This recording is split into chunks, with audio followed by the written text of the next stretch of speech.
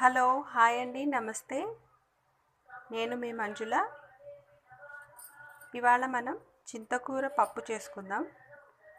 ఇది సీజన్లో మాత్రమే దొరుకుతుంది కదండి, అందుకని మనం దొరికినప్పుడే మనం వండుకోవాలి. సో దీంతో రుచికరమైన పప్పు వండుకుందాం. దానికి కావాల్సిన పదార్థాలు: కందిపప్పు కడిగి పెట్టుకున్నాను, కడిగిన కందిపప్పు 1 కప్ అండి. టమాటాలు, చింతకూర కూడా కడిగి పెట్టుకున్నాను, పచ్చిమిర్చి, వెల్లుల్లిపాయలు, ఉప్పు, పసుపు, ఇవేనండి. సో వీటితో అంటే నేను ఎలా వండుకుంటాను, మా రాయలసీమలో ఎలా వండుతారో అలా వండుతున్నాను. ఒక్కొక్కరు ఒక్కో పద్ధతిలో చేస్తారు. సో నేనైతే ఇలా వండుతానండి. ఇలా వండుకొని ఒకసారి ట్రై చేసి చూడండి, చాలా రుచిగా ఉంటుంది పప్పు. తర్వాత చూద్దాం ఎలాగ వండాలి ఏంటని, ఏమేమి వేయాలి చూద్దామండి. సీజన్లో మాత్రమే దొరుకుతుంది కదండి, అప్పుడు మాత్రమే మనం వండుకోవాలి. దీంతో పులిహోర చేసుకోవచ్చు, చట్నీ చేసుకోవచ్చు, పప్పు వండుకోవచ్చు, చికెన్లో వేసుకోవచ్చు, ఎన్ని రకాలుగా ఉపయోగపడుతుందండి. సో మనం ఇవాళ పప్పు చేసుకుందాం. పప్పుకు కావాల్సిన పదార్థాలు ఏంటంటే, కందిపప్పు ఇవి ఆల్రెడీ కడిగి పెట్టుకున్నాను.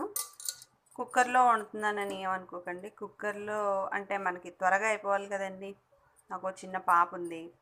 సో అందుకని నేను ఇందులో వేసేసుకుంటున్నాను అనమాట, కుక్కర్లో. దానికి కావాల్సిన పదార్థాలు: కందిపప్పు, పచ్చిమిర్చి, వెల్లుల్లిపాయలు, ఉప్పు, పసుపు, టమాటాలు, మెయిన్గా చింతకూర. అంతేనండి వీటికి కావాల్సిన పదార్థాలు. కందిపప్పు నేను 1 కప్పు తీసుకున్నాను. ఇంత చింతకూరకి అంటే బాగా పులుపుగా ఉండాలనుకుంటే ఇంత వేసుకోవచ్చు, లేదంటే కొంచెం తగ్గించి వేసుకోండి. ఆల్రెడీ నేను కడిగి పెట్టుకున్నాను ఇది. సో ఏమేమి వేసుకోవాలో ఒకసారి చూసేద్దాం.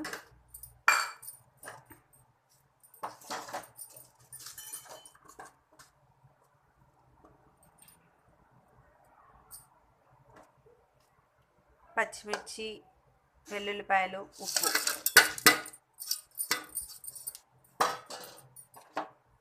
ఒక 3 టమోటాలు, చింతకూర,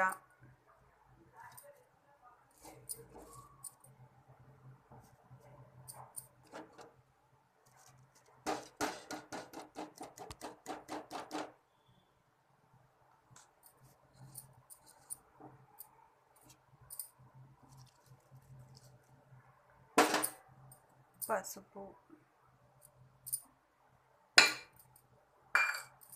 మాది రాయలసీమ అండి. రాయలసీమలో మేమైతే ఇలాగా అన్నీ కలిపి ఒక కుక్కర్లో అయితే అన్నీ కలిపి వండుకుంటాం. లేదంటే ఫస్ట్ కందిపప్పు, కొంచెం ఆయిల్, పసుపు వేసి ఫస్ట్ ఉడకబెడతామండి.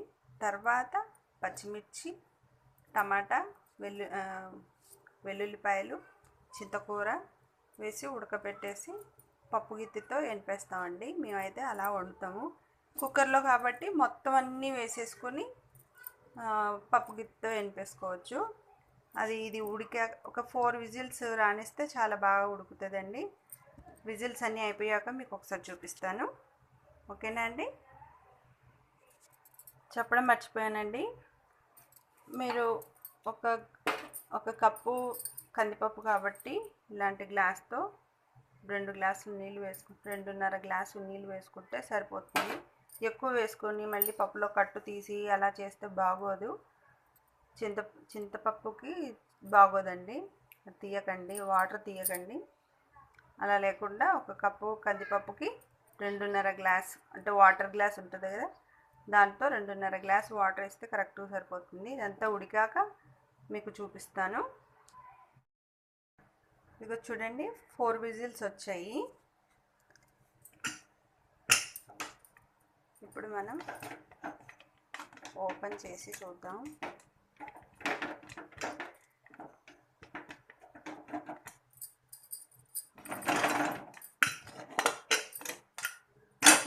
ఇదిగో చూడండి, చాలా చక్కగా ఉడికిపోయింది.